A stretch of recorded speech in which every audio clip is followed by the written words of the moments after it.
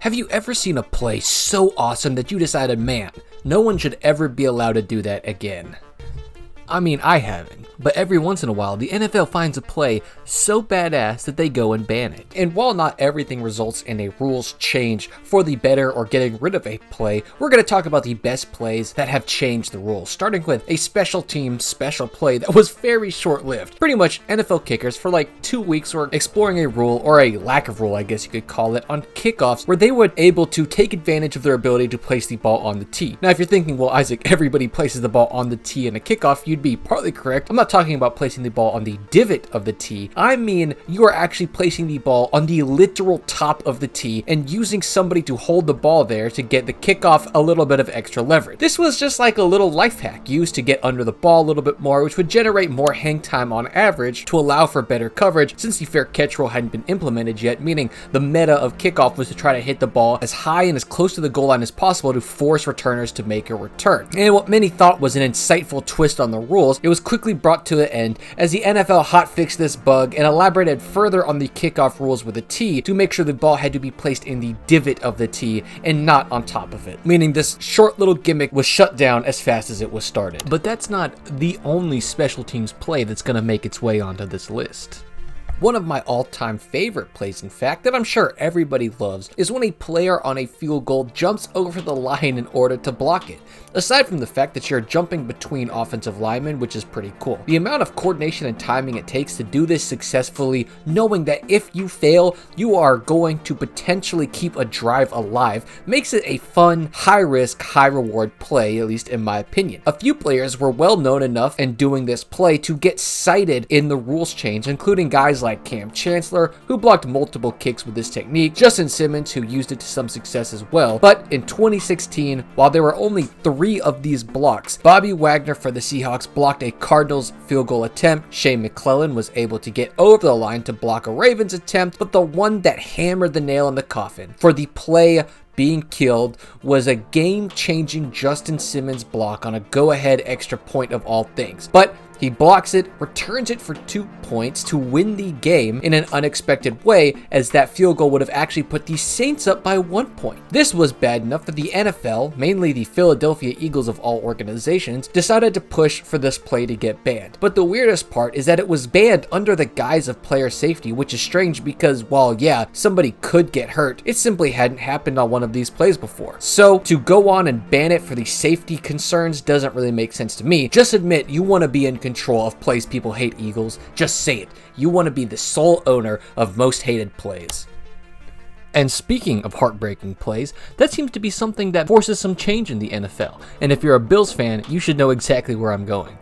Or there might be a couple places you might go. I don't know. Anyway, and no, unfortunately, it has nothing to do with moving the field goal post to the right as long as there is a Bills kicker kicking with the game on the line. You guys can only pray that a rule like that becomes ratified. We're talking about not actually a play technically, but a series of plays so unfair to the Bills that they were able to get an entire rule changed. The series was this. We are in the 2021 playoffs, Chiefs versus Bills. And this is arguably one of the greatest playoff games you'll ever see. If not the sole best fourth quarter in football history, but definitely the greatest final 2 minutes ever played in this sport. Don't believe me? Look at this. After the Bills would take a lead with 1 minute and 54 seconds left in the fourth quarter, we would get the ball to the Chiefs, who would complete 2 passes for 75 yards and a touchdown to take the lead back, giving the ball to the Bills with but 1 minute and 2 seconds on the clock, where they would quickly drive the length of the field, scoring and going up 3 points, leaving Patty Mahomes with only 13 seconds on the clock, where after the kickoff, he would somehow manage to get them into field goal range with the help of some dark sorcery and Butker, who was Mr. Automatic in the playoff and nails it to go to overtime. And with what we had just witnessed, we knew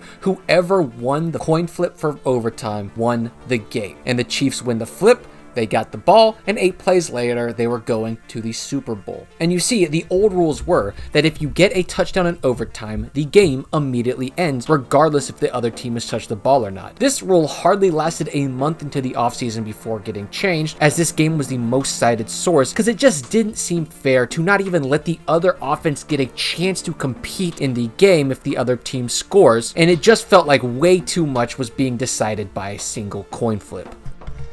And while we're on the topic of things being randomly decided, let's actually talk about one of the things that seem to be one of the most randomly decided rulings in all of football. A specific ruling that was so vague that you could start arguments with 4 words. What is a catch?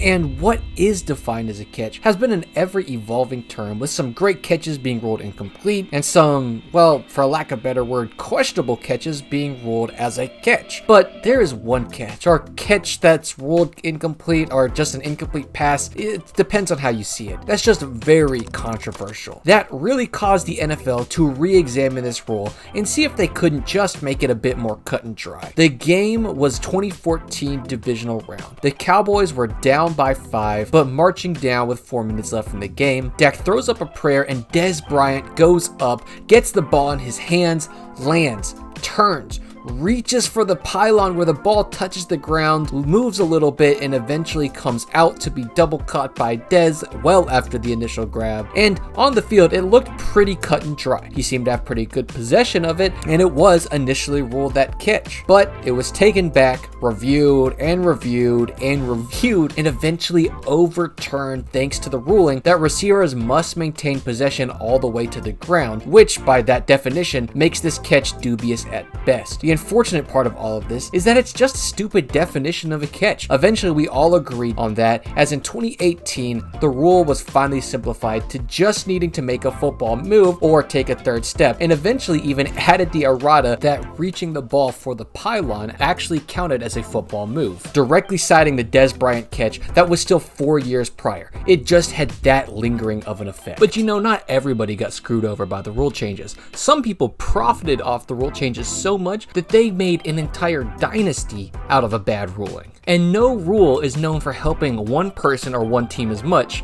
as the infamous tuck rule. Now, the rule in definition is this: if a quarterback is moving his arm forward and the ball comes out, even if he was moving it forward to tuck it, it will be treated like an incomplete pass.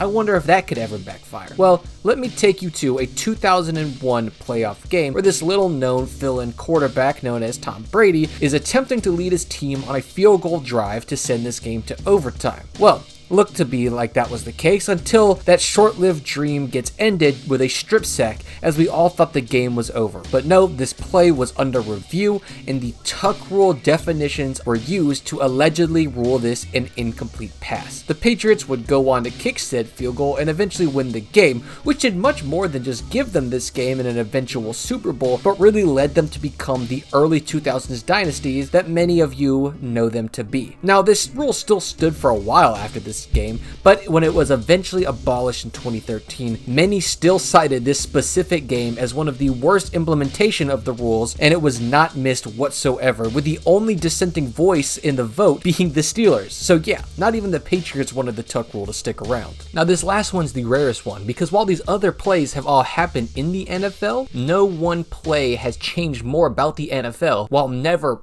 being in the NFL itself. And it's one rule that you probably don't even know the origin of. And to get the context, we have to go back to a lesser known league, the USFL. And no, I'm not talking about the 2021 edition. I'm talking about the early 90s league. And while this league was nowhere near as popular as the NFL at the time and eventually got shut down, it had this little thing you could do after you score where you either take the point after and kick it, or you could attempt to score again to get 2 points. And while most people watching this are too young to remember that this wasn't an option at the time, it was absolutely game changing and has become incredibly popular, and I even hear opinions of abolishing the point after altogether to force teams to go for 2 points on every single score. And while I disagree with that point, I do think that this rule change has been one of the best additions to the NFL. So what rule change sticks in your mind and what play caused it? I'd love to know in the comments. As always, have an amazing day and peace.